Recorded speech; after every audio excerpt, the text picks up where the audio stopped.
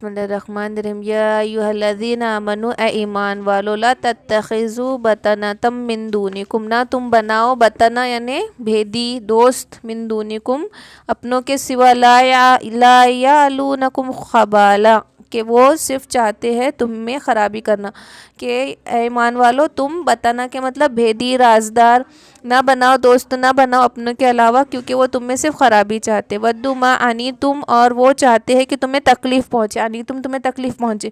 اب اس سے پہلے کی آیتوں میں بھی ہم دیکھ چکے نا کہ اس سے مراد یہ نہیں ہے کہ ہم ان کے ساتھ بد اخلاقی کریں گے، رحم کا معاملہ نہیں کریں گے، بلکہ تمام اخلاق جتنے ہمارے معاملات ہے، بزنس ہے، ہمدردی ہے، وہ سب کریں گے، لیکن قلبی دوستی نہیں رکھیں گے، ان کو اپنا رازدار نہیں بنائیں گے، قلبی محبت تک نہیں جائیں گے ان کے ساتھ۔ قد بدت البغضاء من افواہہم، کہ نکلتے رہتی ہے بغض، دشمنی ان کے منہ سے،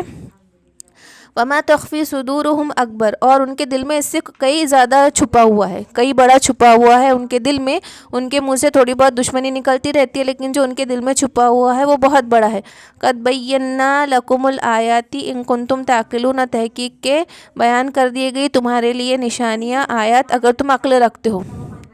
ہاں انتم اولائی تحبونہ،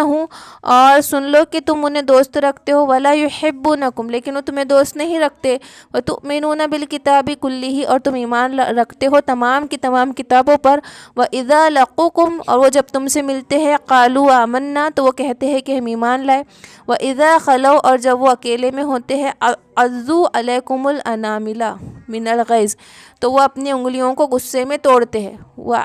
وَإِذَا خَلَوْا، اور جب اکیلے میں ہوتے ہیں، عَضُّوا، کاٹتے ہیں، علیکم تم پر، انامل اپنی انگلیاں، من الغیظ غضب میں، غصے میں اپنی انگلیاں کاٹتے ہیں، ایک دم جو زبردست غصہ آتا تو کوئی انگلیاں مروڑ مروڑ کر کیسی باتیں کرتا، ویسی۔ قُلْ مُوتُوا بِغَیظِکُم، تو تم کہو کہ مر جاؤ اپنے غصے میں، ان اللہ علیم بذات الصدور، اور اللہ جانتا ہے دلوں کی باتیں۔ ان تمسسکم حسنۃ تسؤہم، اگر تم کو کوئی اچھائی پہنچتی ہے، تسؤہم، تو وہ ان کو بری لگتی ہے، وان تصبکم سیئۃ یفرحوا بہا، اور اگر کوئی مصیبت پہنچتی ہے تو وہ خوش ہوتے ہیں اس سے، وان تصبروا، اور اگر تم صبر کرو، وتتقوا، تقوی اختیار کرو، لا یضرکم کیدہم شیئا، تو تمہیں کوئی بھی ان کا مکر ضر نہیں پہنچا سکے گا کچھ بھی، ان اللہ بما یعملون محیط، اور جو کچھ وہ کرتے اللہ اس کو گھیرے ہوئے ہیں۔ تو یہ اوس اور خزرج جو تھے، ہمیشہ سے یہ آپس میں دشمنی تھی نا ان کی، پھر آپ صلی اللہ علیہ وسلم آئے تو ان کے بیچ میں آپس میں دشمنی ختم ہو گئی اور وہ ایک قبیلہ ہو گیا۔ تو جب یہ لوگ اچھے سے بات کرتے تھے تو منافقوں کو بہت برا لگتا تھا کہ یہ کیسے دشمنی بھول گئے اور کیسے، تو ان کو کئی باتیں کر کے، پرانی باتیں یاد دلا کے